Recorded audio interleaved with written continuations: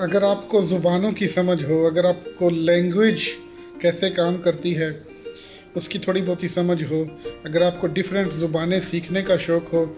تو ایسا ہو نہیں سکتا کہ عربی زبان آپ کو امپریس نہ کرے۔ ایسے تو نہیں عربی اپنے آپ کو افصح اللسان اور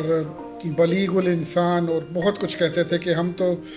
دنیا کے بلیغ ترین انسان ہیں، ہماری بلاغت جیسی تو بلاغت، فصاحت جیسی فصاحت تو کسی زبان میں ہو ہی نہیں سکتی۔ اب یہ ایک شعر ہی دیکھ لیجئے، من فرت لہفتی للقائک، آپ سے ملاقات کے اشتیاق میں، آپ سے ملاقات کی کوشش میں، آپ سے ملاقات کی امید میں، مطلب شاعر جو ہے وہ یہ کہہ رہا ہے کہ میں آپ سے ملاقات کرنے کے شوق میں اس قدر محو تھا، مجھے نہیں پتا میں کیا کر رہا تھا، میں کس کی منتیں کر رہا تھا، میں درختوں سے باتیں کر رہا تھا، میں چاند سے کہہ رہا تھا، میں کیا کیا کر رہا تھا مجھے کچھ پتہ نہیں ہے، بلکہ میں تو آپ سے ملاقات کرنے کے اشتیاق میں یہ تک بول چکا تھا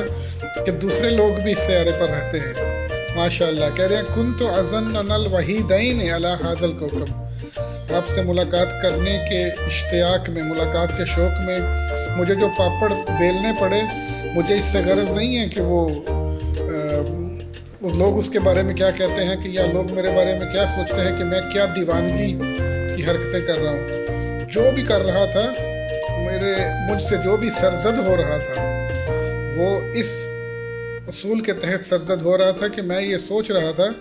کہ ملاقات آپ سے کرنی ہے اور ملاقات میں نے کرنی ہے، کوئی تیسرا تو ہے ہی نہیں، تو کوئی مذاق کیسے اڑائے گا، کوئی ٹھٹھا کیسے کرے گا۔